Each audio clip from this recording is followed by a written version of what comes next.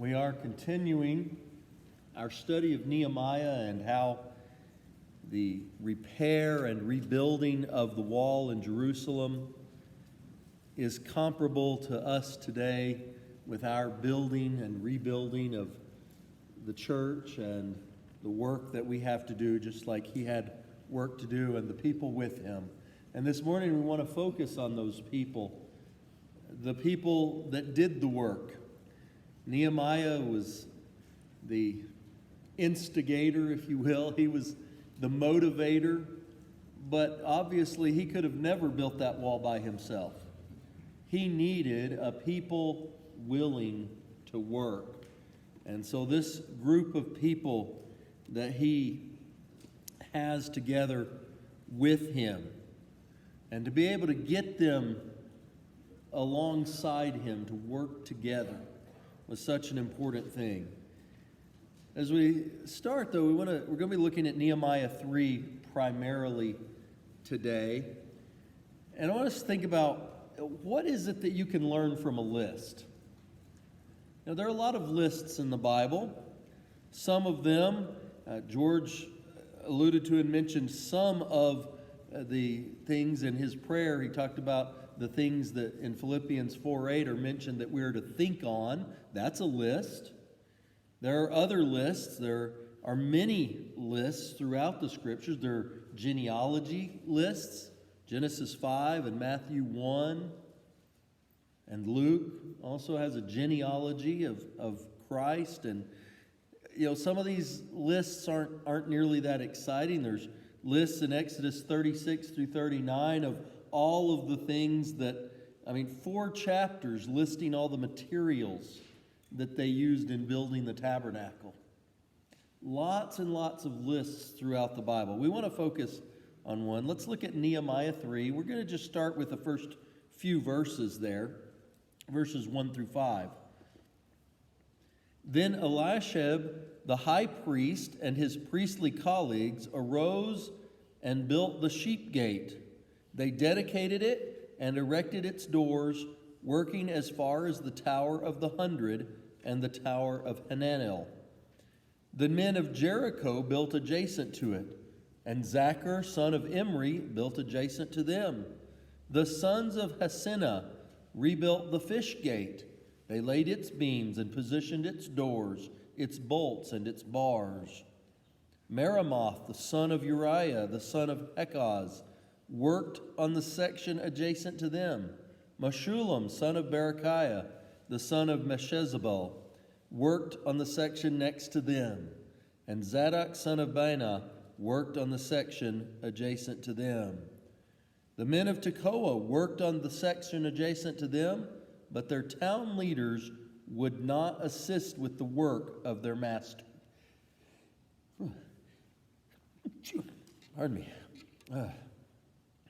But the men of Tekoa worked, but their leaders would not assist in the work of their master. And so we read this list of things, and certainly a lot of names there, a lot of those Old Testament hard to pronounce names in this list. And if we go on down through there are plenty more of them to try to struggle through, to try to pronounce all those wild names. Most of the time when we come up on a list like this in our Bible reading, we're very tempted to, and some of us may often actually just kind of skip over that. Let's just skip on to the action, right? Fast forward through that, just kind of, okay, next chapter. And we do that a lot. And I can understand, it's tempting to want to just skip these things. But God put them there for a reason. And there's material there that can be helpful to us. But I'm sure that's why things like Chronicles, things like Leviticus, where there's just lists and lists of laws and rules and regulations. Leviticus is never anybody's favorite book. You ask people, what's your favorite book? And some will say, well, Psalms or Proverbs. Others will say, well, John or, one of the Gospels. Somebody might say, well, the book of Acts. I love that one. Or, and they list almost every book in the Bible. I've never had anybody say, my favorite book is Leviticus. That's the one that just really, I love it. But there's some good stuff in there. And sometimes we actually cheat ourselves by not focusing on some of these things. These lists are important not only to God and to Nehemiah. In fact, he has about 4.5 chapters out of 13 that are lists of things. Well, that's part of that organizing and part of taking care of business. You kind of have to have some of those lists sometimes. But they should be important to us too, because we can learn a lot from them. In chapter 3, he has this list of those who rebuilt the walls. And we're going to look at that list today.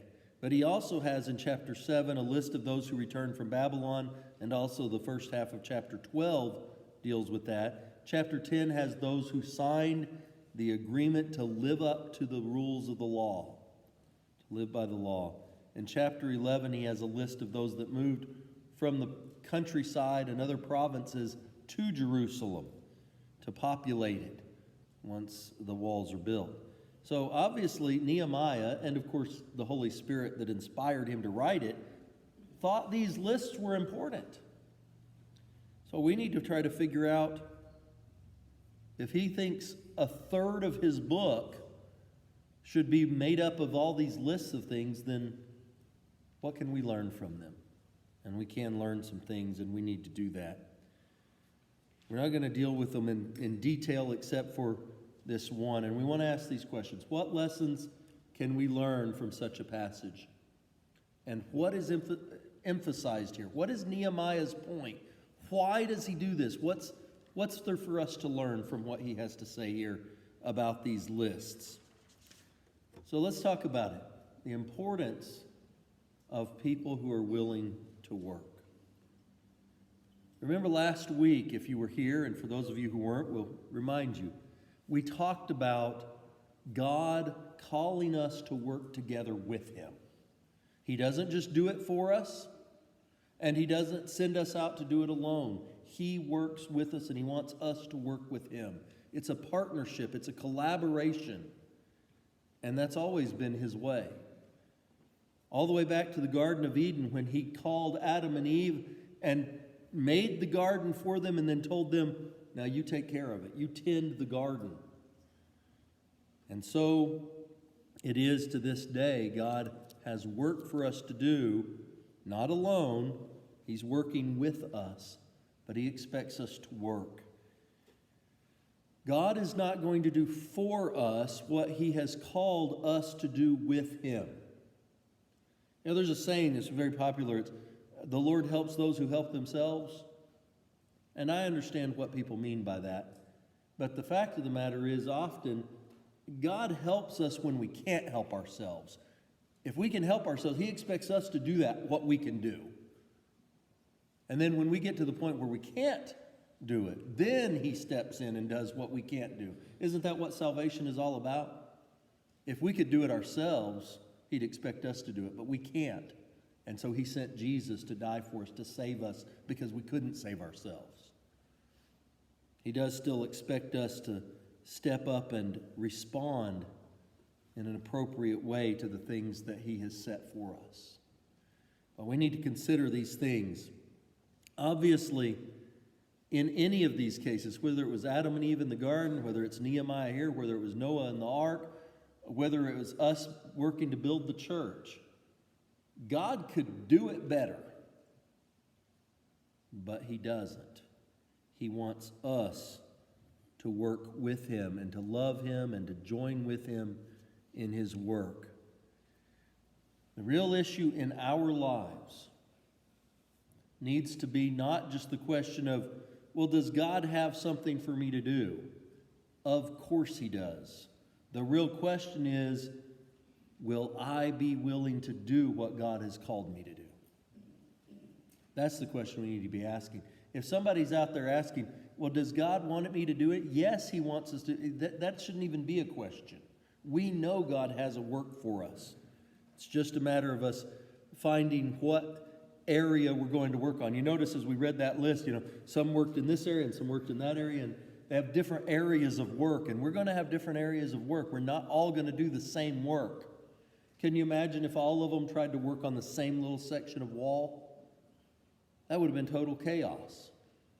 trying to get all those people to work on this one little section. No, they got one here and there, and everybody's working on their section, doing their part. As we think about this list then, will we be faithful to God? Will we be willing to work? We talk sometimes and compare the ark and the church. We talk about Noah's Ark and how people were saved and with the flood, and we talk about the church and God puts it. The Bible doesn't specifically make that comparison, but we draw that comparison. It's like that. And we even talk about, kind of comparing the church to a ship. It's not a cruise ship. We're not here to be entertained and to sail and enjoy the sights. It's a working ship. Noah and his family, when they were on that ark, they had a lot of work to do. You try keeping up with every kind of animal in the world that's on your boat and try to make sure they're all taken care of. That's a job.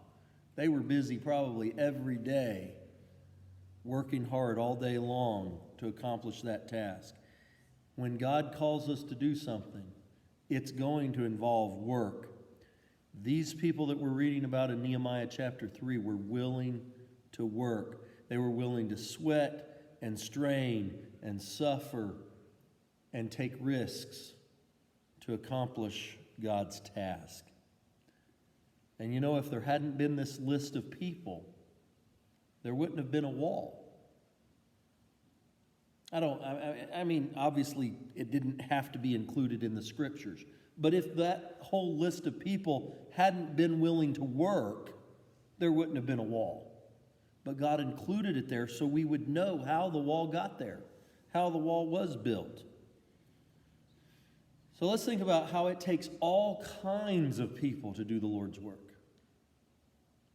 And it's one of the things that as we look at this situation that in this list, and we just read 5 verses, there's several more, and you can look through this list, and we'll look at a few more things in here as we go along, but it was a diverse group. They were not all the same. They weren't just the religious leaders or just masonry experts or anything that was just one group of people that was all alike. These are people from every different walk of life. They are God's chosen people, but they felt this responsibility to respond. When Nehemiah said, hey, look at this mess we've got, these people stepped up and said, we want to take part in fixing it. And all this variety, their willingness to cooperate was what they had in common. In some cases, that was the only thing they had in common other than being of Jewish descent. They had different histories. We look at some of their different living arrangements. Some of them had been in Palestine their whole lives. They were born to parents who had returned with Zerubbabel 90 years ago.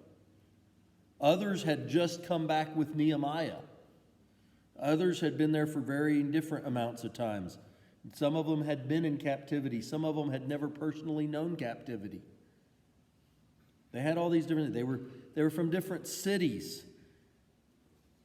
Realize that a lot of these people in this list did not even live in Jerusalem, but they're coming to work there anyway to build this wall. They lived in Jericho or Tekoa or Gibeon or Mizpah or Zanoah or Beth Hakerem or Beth Zur or Keilah. All of those cities are mentioned as cities where some of these people were from that came to work on this wall. They didn't shirk their responsibility just because, that wall's not going to protect me because I live in this other town over here. They realized the work needed to be done.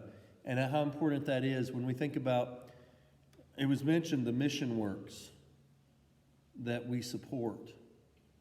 We need to support, I know we send them money, but we need to support them with more than that. We need to support them with our prayers and with cards and phone calls.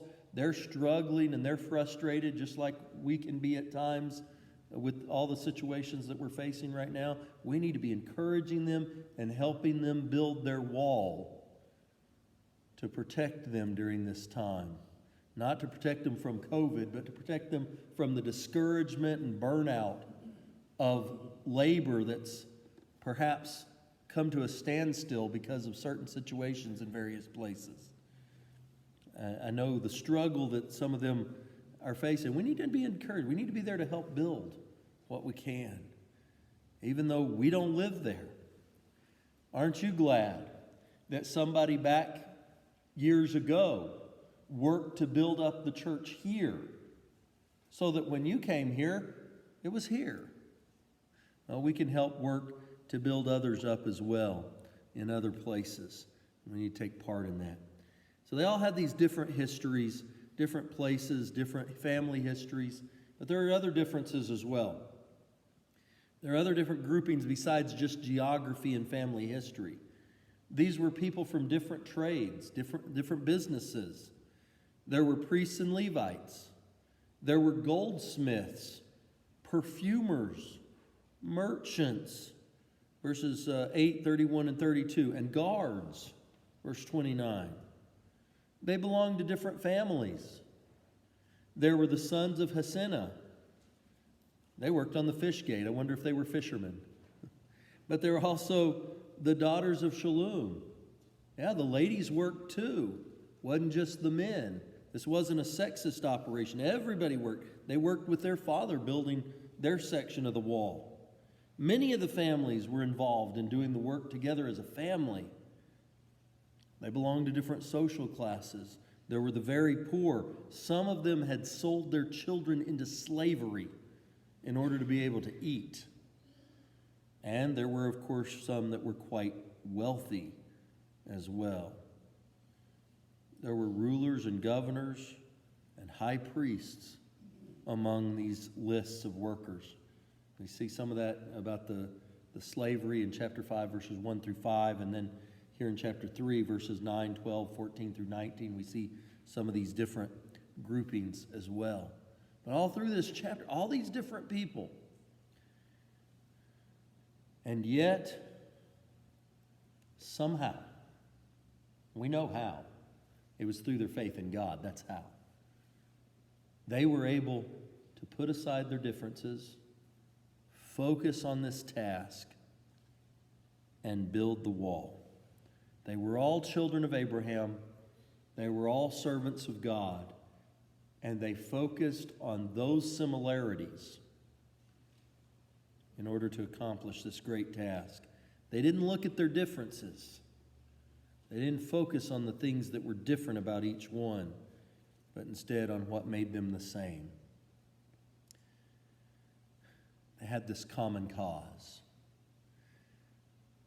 It takes a people who are willing to work. One of the second characteristics that stands out about these people was their willingness. They agreed to cooperate, but a lot of times people agree to cooperate. Remember the story Jesus tells about the father who wants his sons to go out and work, and one says, no, I'm not going to go. The other one said, yeah, I'll go. And the one that said, yeah, I'll go, didn't go. The one that said, no, I'm not going to go, he felt bad about it, and he repented, and he went out and did the work. But here we have people who, yeah, they agreed. Oh, yeah, that's good. Yeah, we need to build the wall back up. But that's not enough. They had to actually roll up their sleeves and get to work. Actually get dirty, get their hands dirty. Work up a sweat. And sometimes our eagerness in the idea stage doesn't translate into our eagerness when the actual work starts. And we need to work on that part. These people were eager, though. In Nehemiah 2 and verse 18, when Nehemiah talks to them about the situation, they just say, let's get started. Let's start rebuilding this thing. Let's go. In Nehemiah 4 and verse 6, Nehemiah expresses the fact that the people worked with all their heart. They didn't do a half-hearted job of this. Now, they may not have been, all of them, skilled at masonry and wall building, but they worked hard. They put their heart into it, and they did the best that they could do with it. Wall building is not white-collar work. You don't sit in an office in an air-conditioned building to work on a wall. You're out in the elements. There's a lot of hard, back-breaking labor that goes into it. You're lifting heavy stones, and a lot of times they probably rebuilding a lot of this wall from some of the rubble. So the wall has collapsed down into a valley, and you got to go down the bottom of that valley, find stones that are still in good enough shape to use, and drag them back up the hill to put into this wall.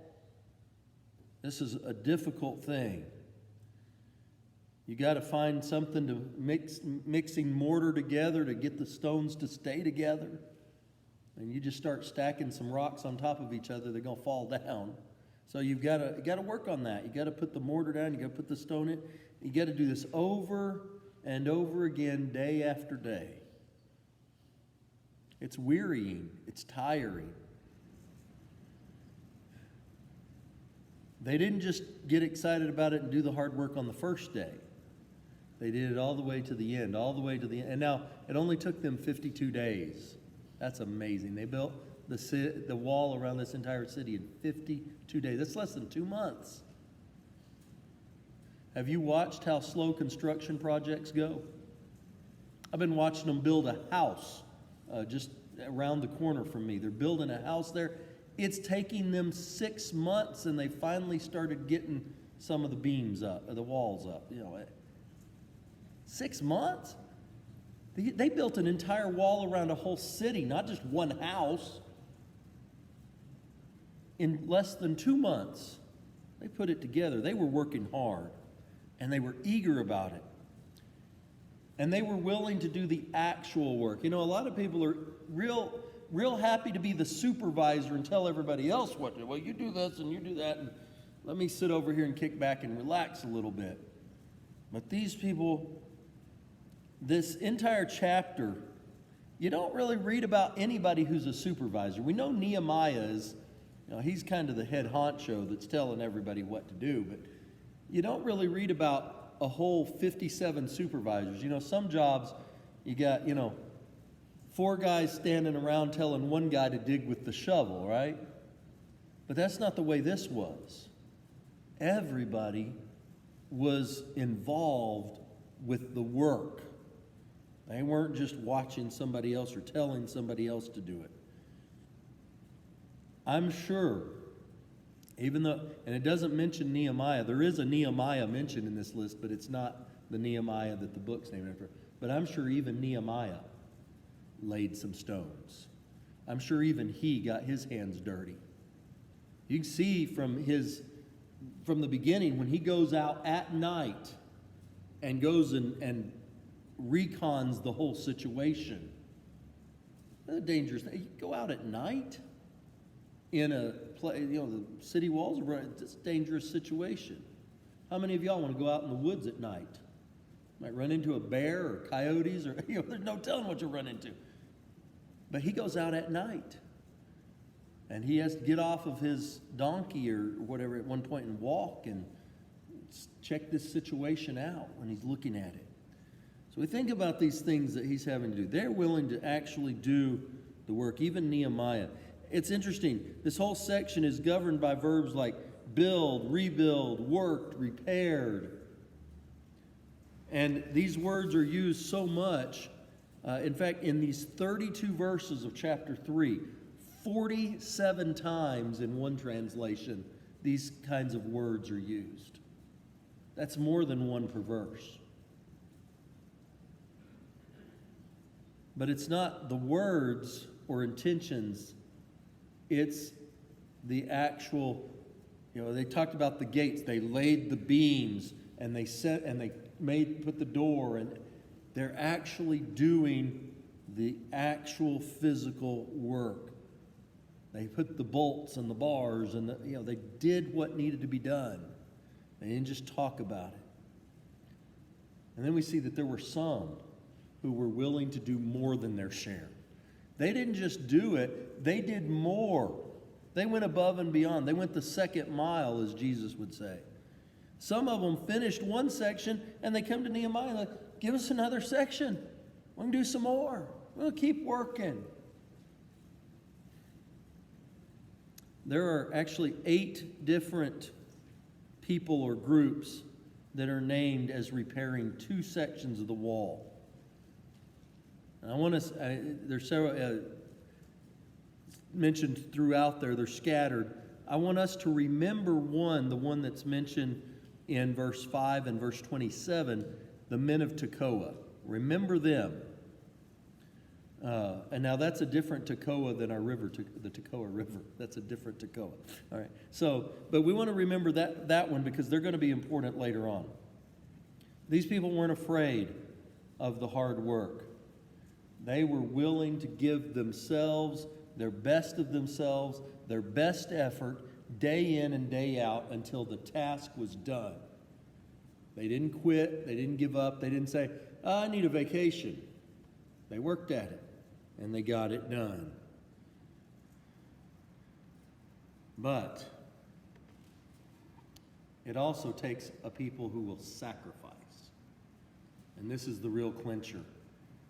There's this one characteristic here that is above and beyond the willingness to work. It's above and beyond their willingness to work an extra, was their ability and willingness to make some sacrifices. And in the context of the whole book, this becomes evident. What they gave up. There were material sacrifices, obviously. You know, it's one thing for Nehemiah.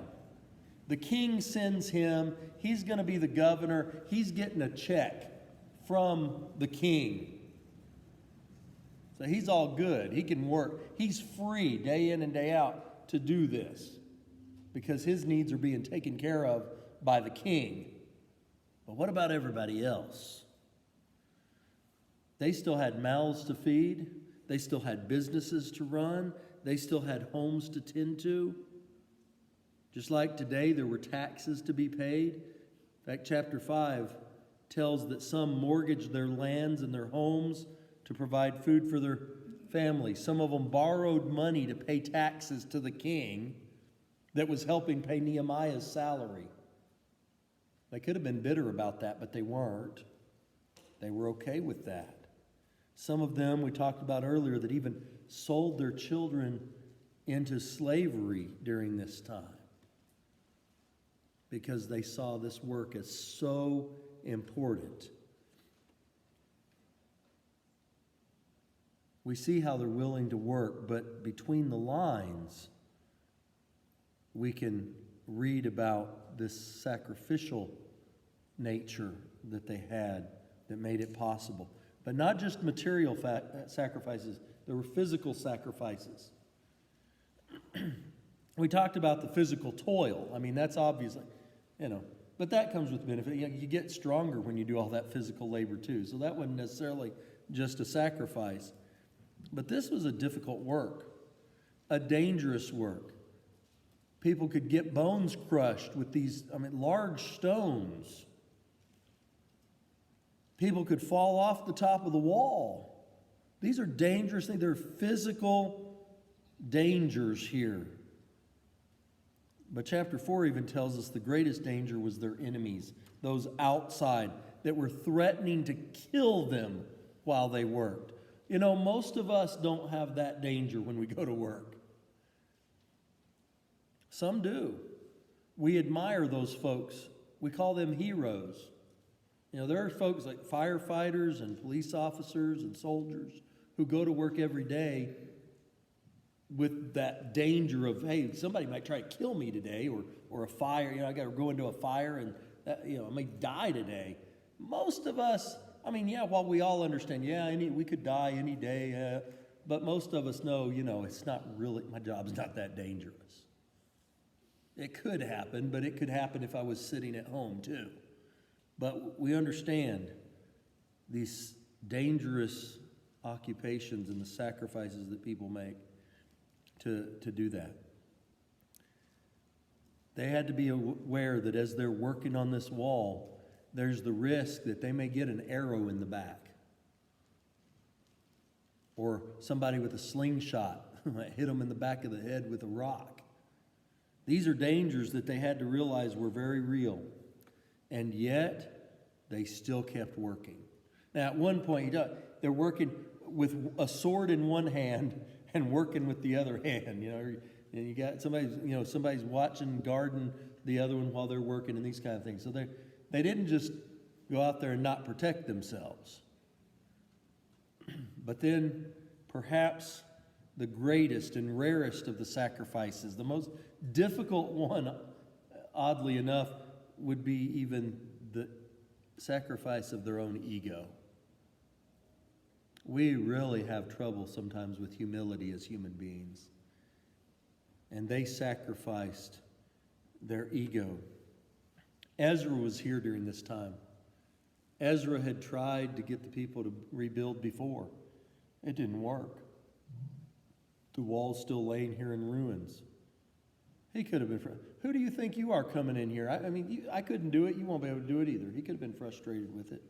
He could have discouraged the work. There were some who did discourage the work. But he didn't. He supported it wholeheartedly, led the prayer of thanksgiving at the completion and things like that, and to praise God that they completed the wall and all that. He was involved. Eliashib, remember that very first name in verse 1 of chapter 3? Eliashib the high priest. He's the first one on the list of working to build this wall. But later on, we find out that he was a close associate of Tobiah, who is one of Nehemiah's enemies and who's trying to stop them from rebuilding the wall. We also find out that his grandson married the daughter of Sanballat, who's another one of the enemies who's trying to stop them from building this wall. You think that was a struggle for him? To be here with Nehemiah trying to build the wall while family members and friends and acquaintances are on the other side? You bet. He had to sacrifice his ego in order to keep doing this work.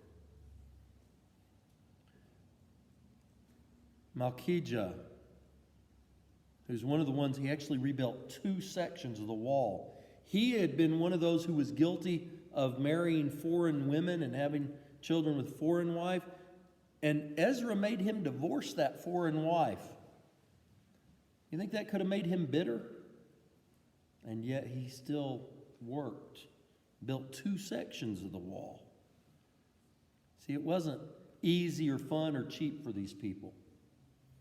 And the same is true with Christianity. If your Christianity is easy or just fun or cheap, well, people don't respect things that cost nothing. If there's not a cost to you for your Christianity, then it's going to be shallow and worthless to you. There has to be a cost.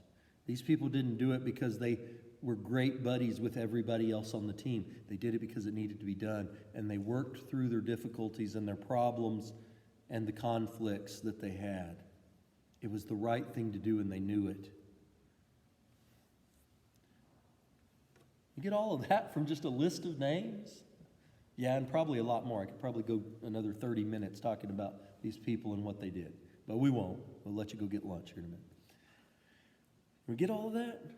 If you or I had been writing the story, we'd probably just skip that list. We don't need that. We just hit the high points, right? Skip all that stuff. That's boring stuff. But it's not boring. Certainly, could the story have been told without this list? Yeah, sure. It could have been. But why does God include it? We would miss out on some great lessons if that chapter was missing. It takes all kinds of people to do God's work, and they don't let their differences interfere with their ability to cooperate and do God's work. It takes people who are willing to work hard to get God's work and go all the way to the end. Not the talkers, but the doers that actually do great things. And of course, the willingness to make sacrifices for God, to pay the price, whatever the cost is. Jesus said, count the cost. We've got to consider the cost. But all these wonderful people that we talked about and all the people on this list, there's one notable exception. And we want to consider this as we end. In verse 5, remember we talked about those men of Tekoa. They worked on the next section, but their town leaders, their nobles, would not assist in the work. Now, I don't know why. They're also mentioned again in verse 27. I don't know all the reasons. I don't know what their thought process was. You know, maybe they didn't want to work with their inferiors. I mean, they were the nobles after all. Maybe they just didn't like manual labor. You know, they might mess up their manicures or something. Maybe they just weren't willing to make the sacrifice required. Maybe they just had to take care of their businesses or whatever it was. Whatever the reason, but they wouldn't work. They weren't willing to do what the others that made this list were willing to do. In verse 27, again, it says, after them, the men of Tekoa worked on another section from opposite the great protruding tower to the wall of Ophel. The men of Tekoa wound up having to do twice the work because the people who should have been their leaders not only weren't leading, they weren't doing anything. They weren't cooperating.